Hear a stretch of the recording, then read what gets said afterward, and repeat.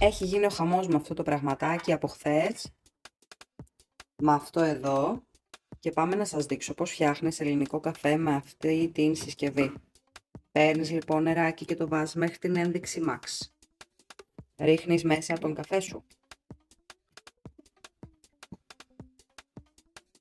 Παίρνεις. Το βάζεις μέσα. Πατάς κουμπί. Πατσά. Τώρα πατάς. Αυτό αρχίζει και αναβάζει λαμπάκια έτσι για να βλέπει κλιμακωτά να παρακολουθεί αν φουσκώνει ο καφές και τι γίνεται. Και μόλις αρχίσει να ζεσταίνεται, το οποίο θα το ακούσουμε. Το ακούς που ζεσταίνεται. Αυτή είναι και η διαφορά με τις υπόλοιπες συσκευές και τα ηλεκτρικά μπρίκια. Είναι, αν θυμάμαι καλά, 400 W και το ψήνει τον καφέ όπως ακριβώς πρέπει.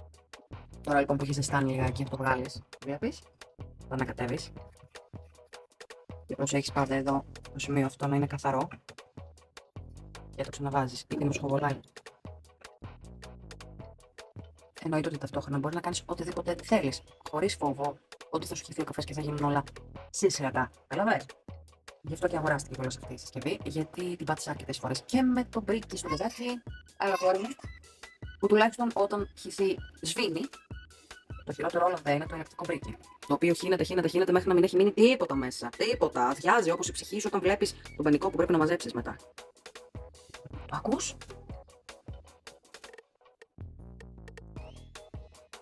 Έφτασε η ώρα.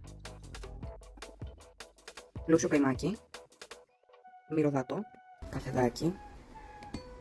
Έτοιμο. Δεν ξέρω αν σου έφτασε η μυρωδιά. Μέχρι εκεί. Είμαστε έτοιμοι.